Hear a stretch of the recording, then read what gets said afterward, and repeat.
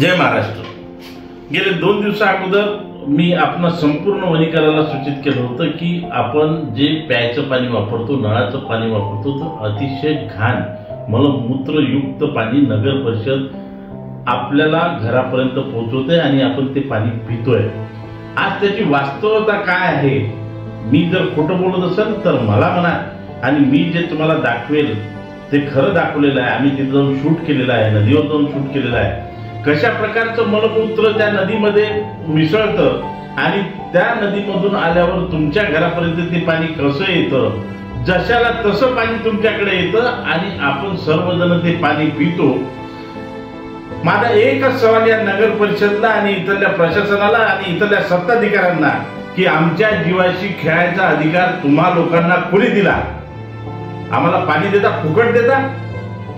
तुम्हाला वारंवार दरवर्षी आम्ही नळ टॅक्स देतो, दरवर्षी तुम्ही 10% 15% नळ टॅक्सवर वाढ करता आणि केवळ घाणेरडं पाणी आमच्या जनतेला पाजता। लक्षात ठेवा, तुम्हाला जनता माफ करणार नाही आणि याकरिता महाराष्ट्र नवनिर्माण सेनेने हे उचललेलं पाऊल मी तुम्हाला सांगितलं होतं की याच्यामध्ये आम्ही सह्याचं अभियान सुरू करणार आहे आणि ते आजपासून, आज संध्याकाळपासून सह्याचं अभियान सुरू होणार आहे।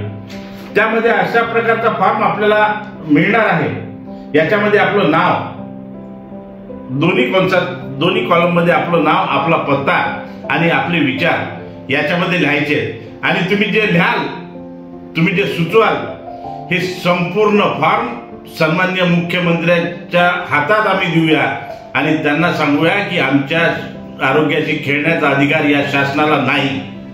जोपर्यंत आम्हाला तुम्ही शुद्ध पाणी देणार नाही, इथं सुव्यवस्था होणार नाही, तोपर्यंत वणीकर जनता शांत बसणार नाही आणि हा लढा महाराष्ट्र नवनिर्माण सेनेने उगारलेला आहे। आणि या लढ्यात मी आपल्याला नम्र विनंती करतो की आपल्या आरोग्यासाठी आपण सुद्धा आमच्या सोबत सहभागी व्हा।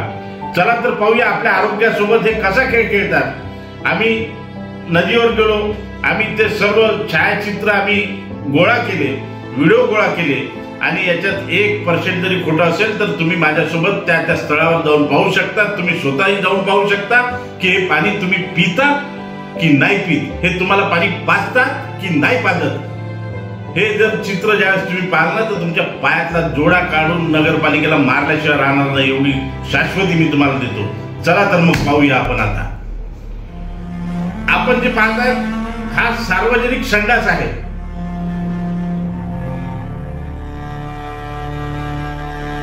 आणि या सर्व संडासाचं आउटलेट डायरेक्ट आपल्याला दिसतंय, हे असं आहे आणि हे आउटलेट कच्च्या नालीच्या माध्यमातून हे आता चाललंय नदीमध्ये मिश्रित व्हायला। हे आता गेलं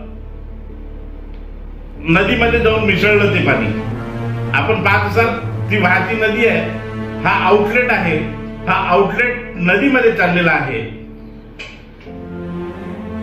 पाहताय आपण किती घाण हे आता नदीमध्ये मिसळलं। ही घाण नदीवरची आपण डोळ्यांनी पाहताय। हा जो इकडनं पार्ट आहे त्याच पार्ट मधलं पाणी पंपाद्वारे आपल्याला आता दिसेल, पंप दिसेल आपल्याला। हा जो कॉन्क्रीटचा केलेला आहे गोल, तो पंप आहे, हे पंप हाऊस आहे।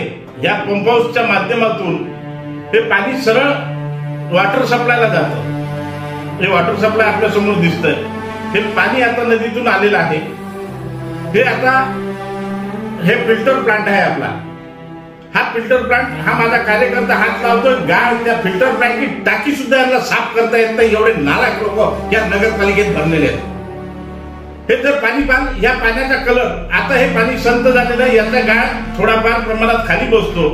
याच्यामध्ये केवळ आणि केवळ ब्लिचिंग पावडर टाकल्या जाते। हा प्लांट जो आहे हा मृत अवस्थेत आहे।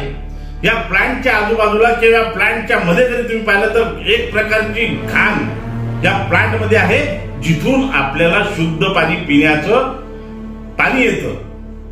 हे बघा, हे पाणी आता उतरलं। हे तुम्ही जे पाहताय हा आपला फिल्टर प्लांट आहे। याची स्वच्छता पहा तुम्ही आजूबाजूला सगळीकडे। हे पाणी आता स्थिर होत आहे। हे पाणी स्थिर झालं की याचा गाळ खाली बसणार आहे आणि आता या पंप हाऊसद्वारे हे पाणी टाकीत जाणार आहे आणि त्या टाकीतलं पाणी डायरेक्ट तुमच्या घरी येणार आहे आणि घरी आल्यानंतर तुम्ही पिणार आहात, वापरणार आहात, जो काही तुम्ही वापर करतात तो वापर त्या पाण्याचा होणार आहे. हा तर फक्त आता एक ट्रेलर दाखवला आम्ही. अशा प्रकारच्या अनेकशा नाल्या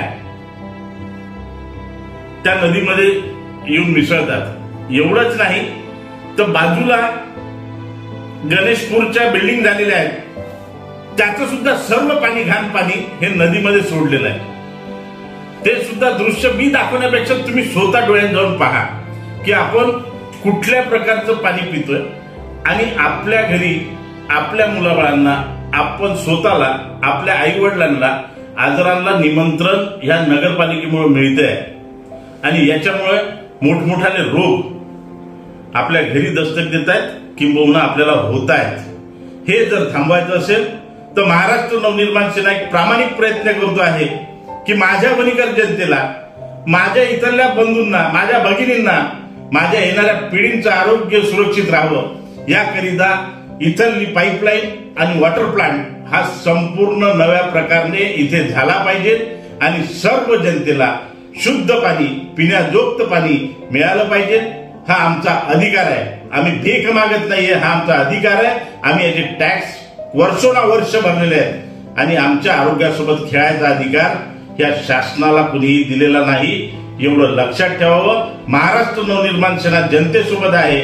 माझी एक विनंती आहे की हा जो अर्ज आहे, ही जी मोहीम आहे, शुद्ध पाणी आमचा अधिकार, हा शुद्ध पाणी आमचा अधिकार, या मोहिमेमध्ये आपण सामील व्हावं आणि आपल्या संपूर्ण वणीकर जनतेचं आरोग्य सुरक्षित राहावं याकरिता एक हा मोठा संघर्ष मनसेने चालू केलेला आहे.